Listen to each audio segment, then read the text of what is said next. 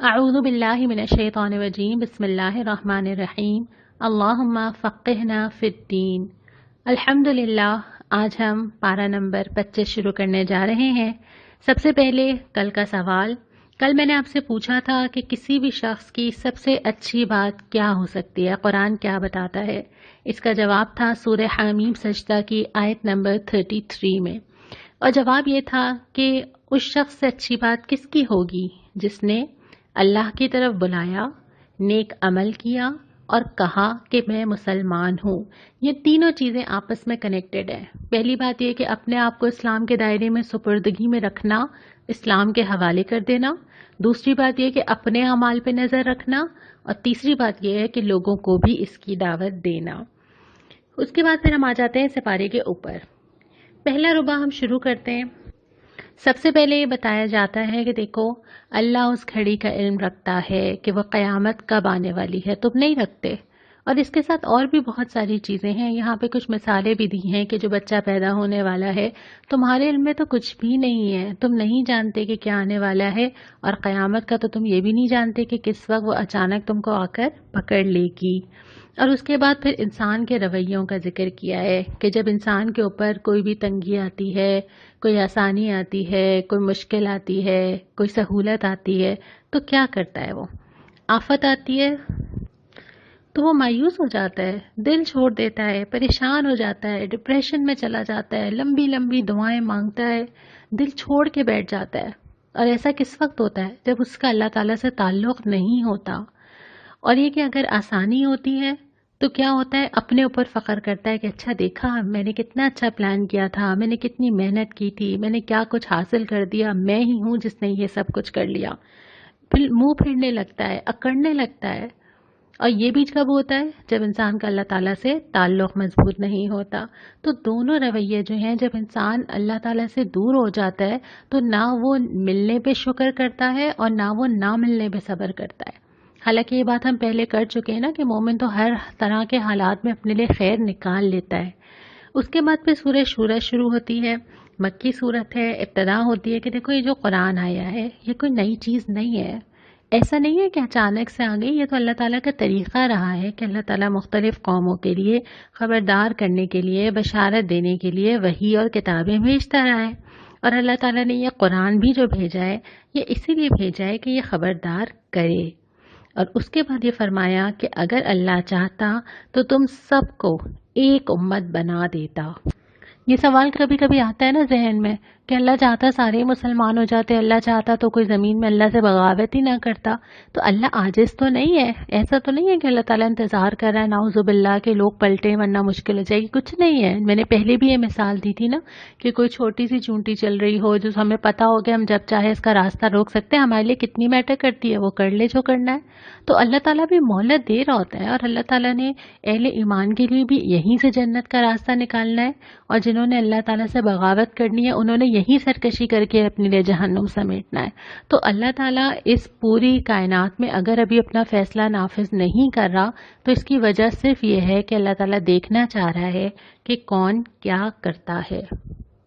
اس کے بعد ایک طویل حصہ آتا ہے جس میں اللہ کے دین کا ذکر آیا ہے کہ اللہ تعالیٰ نے یہ جو دین تمہیں دیا ہے نا، اس سے کیا مطلوب ہے۔ پہلے یہ آتا ہے کہ دیکھو یہ جو طریقہ آیا ہے یہ اللہ کا مقرر کیا ہوا ہے۔ سمجھنے کی بات یہ بھی ہے کہ دین ہوتا کیا ہے، کسے کہتے ہیں دین۔ ایک تو وہ مذہب ہے جس میں انسان کو کچھ رسومات بتا دی جائیں کہ اچھا تم 5 دفعہ نماز پڑھ لو، ایسے اٹھو، ایسے بیٹھو، گھر کے اندر سنبھال لو۔ نہیں، دین یہ ہے کہ انسان کو اس کی پوری زندگی کا طریقہ، قاعدہ، نظام بنا کے دے دیا جائے، اور جس میں سے کوئی چیز بھی ایسی نہ ہو جو دین کے دائرے سے باہر ہو۔ یہ نہیں ہو سکتا کہ میری زندگی کے سیکشنز ہوں، یہ نہیں ہو سکتا۔ ہم عام طور پہ یہ کرتے ہیں کہ اپنی زندگی کو ڈیوائیڈ کر لیتے ہیں کہ یہ والا حصہ، یہ والا مہینہ، یہ والا ٹائم اللہ تعالیٰ کے لیے ہے، اور باقی زندگی کی ساری چیزیں میری مرضی، میری چوائسیز اور میں سوچ لوں گی کہ میں نے کیا کرنا ہے. دین یہ نہیں ہے. دین یہ ہے کہ آپ جیسے انٹر ہو جاتے ہیں، جیسے آپ کسی ایجوکیشنل انسٹیٹیوٹ میں انٹر ہو جاتے ہیں، پھر آپ کہیں بھی ہوں، آپ کسی بھی روم میں ہوں، آپ کسی بھی ڈپارٹمنٹ میں ہوں، آپ کو فالو اس کے رولز اینڈ ریگولیشنز ہی کرنے ہیں. تو اللہ تعالیٰ کا دین جو ہے نا، وہ اس میں کوئی چیز باہر نہیں ہو سکتی. یہ نہیں ہو سکتا کہ نمازوں تک ٹھیک ہے لیکن باقی پردہ نہیں ہے، پاسبل نہیں ہے، میرے لیے ممکن نہیں ہے.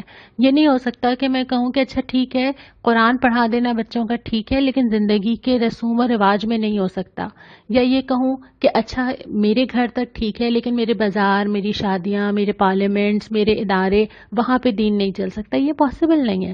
دین جو ہے اس سے زندگی کا کوئی خانہ باہر نہیں رہ سکتا.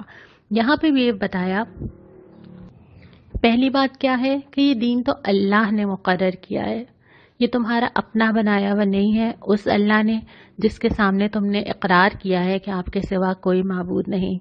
دوسری بات یہ کہ اس دین کو تم نے قائم کرنا ہے. جتنا جتنا زندگی کا حصہ اس دین سے باہر ہے اس کو مجھے واپس اس دین کے ڈھب پہ لانا ہے. تیسری بات یہ کہ تفرقے میں نہ پڑو. اس کے بعد یہ کہ اس دین کی طرف دعوت بھی دینی ہے، یعنی جو اس دین کی طرف متوجہ نہیں ہے وہاں وہاں مجھے لوگوں کو اس دین کی طرف بلانا ہے. پھر دوبارہ یہ بات آتی ہے کہ مضبوطی اختیار کرو. پھر اس کے بعد یہ کہ لوگوں کی خواہشات کی پیروی نہ کرو. جو چیز ہمیں دین سے باہر کرتی ہے نا، اس میں یا تو ہماری خواہشات ہوتی ہیں یا دوسروں کی خواہشات ہوتی ہیں. تو جب دین کے مقابلے میں خواہشات آ جائیں تو خواہشات کو پس پش ڈالا جائے گا اور دین کی مانی جائے گی. پھر یہ کتاب اس لیے بھی آئی تھی، اللہ تعالیٰ نے جس کتاب کے ذریعے یہ دین بھیجا ہے وہ اس لیے کہ اس کتاب پہ عمل کیا جائے اور اس کے ذریعے عدل کے مطابق فیصلہ کیا جائے. پورا قرآن یہ بتاتا ہے کہ اسلام نظام عدل ہے. ہر معاملے میں، ہر برتاؤ میں، زمین میں فساد ختم کرنے کے لیے، زمین میں سکون لانے کے لیے عدل اور انصاف کا نظام لایا ہے. تو یہ اس کتاب کے ذریعے اس کو قائم کرنا بھی مقصد ہے. اور پھر اس دین میں کسی اور کو شریک نہیں کیا جا سکتا. یہ نہیں ہو سکتا کچھ اس کی مان لوں، کچھ اس کی مان لوں، کچھ یہ پسند آ رہا ہے وہ بھی لے لوں اور ایک مکس پلیٹ بنا کے میں سمجھوں گا میں دین پہ چل رہی ہوں نا. دین تو وہی ہے جو بالکل کلیئر کٹ اس قرآن کے اندر لکھا ہوا ہے. پھر اللہ تعالیٰ کی کبریائی کا، اللہ تعالیٰ کی محبت کا ذکر کیا ہے. اللہ اہل ایمان کو جنت کی خوشخبری دیتا ہے، اور جو نیکی پہ چلنا چاہتا ہے نا، اللہ تعالیٰ اس کے لیے اور آسان کرتا ہے، زیادہ کر دیتا ہے اس کی نیکی اور اس کے لیے مدد کرتا ہے. پھر وہ لوگوں کے سینوں میں چھپے ہوئے راز بھی جانتا ہے، اور اگر کوئی انکار کرے اس کے دل پہ مہر بھی لگا دیتا ہے. کوئی پلٹ آئے تو اس کی توبہ بھی قبول کرتا ہے. کوئی اس سے مانگے تو دعا قبول کرتا ہے، بلکہ اپنے فضل سے اور زیادہ اس کو عطا کر دیتا ہے. اور اس کے بعد یہ کہ وہ مختلف حالات کے ذریعے باطل کو مٹاتا ہے اور حق کو سامنے لے آتا ہے.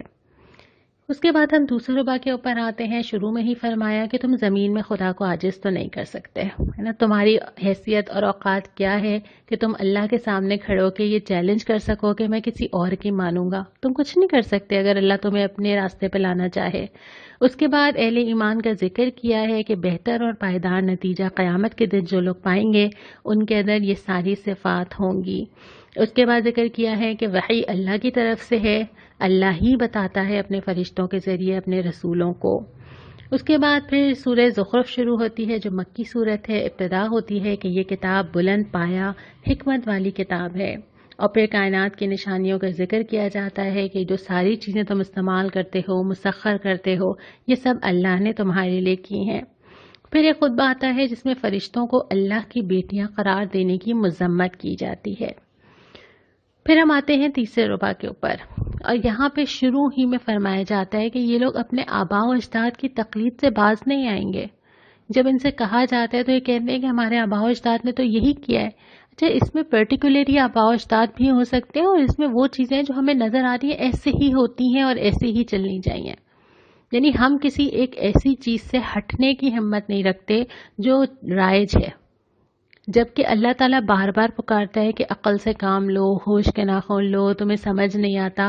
یعنی ایک ایک چیز پہ نظر ڈالتے چلے جانا ہوتا ہے، اور جو چیزیں اس قرآن کے اکارڈنگ ہو ان کو قائم رکھنا ہوتا ہے، اور جن کی کوئی بیس نہ ہو ان کو ختم کرنا ہوتا ہے زندگیوں سے، معاشرے سے. اور اس کے بعد پھر حضرت ابراہیم کی مثال دی کہ حضرت ابراہیم بھی ایک ایسے خاندان سے تھے جہاں بت پرستی تھی، لیکن انہوں نے اپنی اور اپنی اولاد کے لیے کیا پسند کیا۔ پھر ذکر کیا ہے کہ دنیا یہ جو سامنے ہے نا، یہ بہت ہی چھوٹی چیز ہے اللہ تعالیٰ کے لیے، بہت چھوٹی چیز ہے۔ اللہ دینا چاہے کسی کو تو کتنی بھی دے دے، اللہ چاہے تو سونے کی چیزیں بنا دے۔ اور ساتھ ساتھ یہ بھی فرمایا کہ دیکھو جو رحمان کے ذکر سے تغافل برتتے ہیں، اب تغافل کیا ہوتا ہے، غفلت کیا ہوتی ہے؟ اللہ تعالیٰ تو بار بار پکار رہے، بار بار کہہ رہے آؤ اس کتاب کی طرف، آسان کر دی ہم نے تاکہ لوگوں کو سمجھ آئے، عقل سے کام نہیں لیتے، کب پلٹیں گے اللہ کی طرف، انسان توجہ ہی نہیں دیتا۔ اگر میں اپنی زندگی پہ نظر ڈالوں، میری بھاگتی دوڑتی زندگی، صبح یہ کام، دوپہر میں یہ، شام یہ، رات کو یہ کرنا ہے، میں نے پلانر بنائے ہوئے ہیں، میرے پاس اگلے 4 سال کی پلاننگ موجود ہے، میرا پورا ہفتہ بزی ہے، کیا چیز نگلیکٹ ہوتی ہے؟ اللہ کا دین۔ کتنا ٹائم دے پاتے ہیں ہم اپنی زندگیوں کے اندر اس کو؟ اور میں نے پہلے یہ بات کی تھی نا کہ جہاں ہم اس کو رکھتے ہیں یہ ہمیں وہیں رکھتا ہے۔ اور اس کے بعد یہ بھی ہے کہ جو اس سے تغافل برتتا ہے پھر وہ شیطان سے قریب ہوتا جاتا ہے۔ انسان ایک راستے پہ تو ہوتا ہی ہوتا ہے کسی ایک جگہ، اور ایسا نہیں ہوتا کہ آپ ایک دفعہ دین پہ آ جائیں گے تو اب آپ کے پاس شیورٹی ہے کہ اب آپ کبھی نہیں بہکیں گے یا کبھی آپ دنیا کی طرف نہیں جائیں گے۔ یہ کشمکش ہی تو جنت کا راستہ ہے۔ روزانہ صبح دوپہر شام جب آپ اپنے اندر یہ کشمکش محسوس کریں گے، آپ ہمت پکڑیں گے، آپ تھوڑا پیچھے جائیں گے، پھر خود کو کھڑا کریں گے، پھر خود کو حوصلہ دیں گے، یہی ہے جنت میں جانے کا راستہ۔ یہ نہیں ہو سکتا کہ مجھے کوئی پکڑ کے لے جائے گا اور آج میں نے فیصلہ کر لیا، اچھا اب میں نے جو ہے وہ آخرت کے لیے تیاری کرنی ہے اور میری زندگی بس ایک ٹریک پہ چل پڑی۔ نہیں، دنیا تو بار بار کھینچے گی نا، دل تو چاہے گا نا بہت ساری چیزوں کا۔ تو اس میں اگر انسان اپنے آپ کو اس کتاب سے اور اس ذکر سے جوڑ کے نہ رکھے تو شیطان کے لیے بہت آسان ہو جاتا ہے مجھے قابو کرنا۔ اس کے بعد پھر فرمایا کہ اس کتاب کو مضبوطی سے تھام کے رکھو۔ بہت سارے انبیاء گزرے، جھٹلائے گئے، باتیں بنائی گئیں، پھر آخر میں کیا ہوا؟ پکڑ لیا اللہ تعالیٰ نے۔ اور اللہ جو چیز دے رہا ہے اس وقت، مہلت دے رہا ہے، یہ اللہ تعالیٰ کی قدرت ہے کہ اللہ تعالیٰ ہمیں وقت دے رہا ہے پلٹنے کے لیے۔ ان قریب تو معلوم ہو ہی جائے گا نا، سب کا کھل کے سامنے آ جائے گا، میرا بھی کھل کے سامنے آ جائے گا، سب کے سب اپنے اعمال نامے کے ساتھ کھڑے ہوں گے، فیصلہ چکا دیا جائے گا۔ تو جو چیز ابھی میرے ہاتھ میں ہے نا، وہ صرف وہ مہلت ہے جو مجھے نہیں پتا کہ اس نے کب ختم ہو جانا ہے۔ اس کے بعد سورہ دخان شروع ہوتی ہے، مکی صورت ہے اور ابتدا ہی ہوتی ہے کہ دیکھو یہ قرآن بھی شب قدر میں نازل ہوا اور اس رات میں فیصلے اتارے جاتے ہیں۔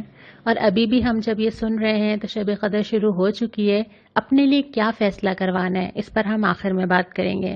پھر ذکر کیا کہ انتظار کرو اس دن کا، اور یہ اس وقت کہا جا رہا ہے جب مسلمان مکہ میں مظالم کا شکار ہیں، کفر بہت طاقت کے ساتھ ہے، بظاہر کوئی راستہ نظر نہیں آتا۔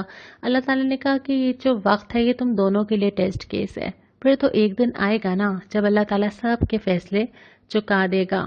اور پھر آگے مثال بھی دی ہے فرعون کی کہ جس طرح اللہ تعالیٰ نے سمندر کو سبب بنایا اس کو غرق ہونے کا، اور آگے بہت ہی تذکیر کی گئی ہے، بہت ہی سمجھنے والی یہ آیات ہے کہ جو ان کے پاس چیزیں تھیں کیا کام آئیں؟ نہ ان کے اوپر آسمان رویا، نہ زمین روئی۔ اور پھر طبا کی قوم کا بھی ذکر کیا ہے کہ یہ قوم تھی جس کو تباہ کر دیا گیا۔ جو چیزیں سمجھنے کی ہے نا کہ اب انسان اگر دنیا سے چلا جائے تو اصل چیز تو یہی میٹر کرتی ہے نا کہ وہ کس حال میں گیا، کس راستے میں گیا۔ جو چیزیں پیچھے ہیں، جن چیزوں میں میرا اتنا وقت لگتا ہے، جس وقت کوئی جنازہ گھر میں کھڑا ہو گیا، یہ میٹر کرتی ہیں چیزیں کہ اس کے کپڑے کیسے تھے، اس کے جوتے کیسے تھے، اس نے کپڑوں پہ کون سی لیسز لگائی ہوئی تھیں، اس نے دن اور رات کس چیز میں وقت لگایا، اس کا کہاں کہاں جا کے وہ اپنی گرومنگ کے لیے جاتا تھا، یہ میٹر ہی نہیں کرتا۔ اس وقت آپ قرآن اٹھاتے ہیں اور مغفرت کی دعا کرتے ہیں جب جنازہ گھر میں پڑا ہوگا۔ اور اس کے بعد بھی ہم نے بہت ساری جوان موتیں دیکھی ہیں، ہم نے بہت ساری اچانک آنے والی موتیں دیکھی ہیں کہ زندگی رک گئی، کہ ایسا ہوا کہ وہ لوگ دنیا سے چلے گئے تو پیچھے گھر برباد ہو گیا۔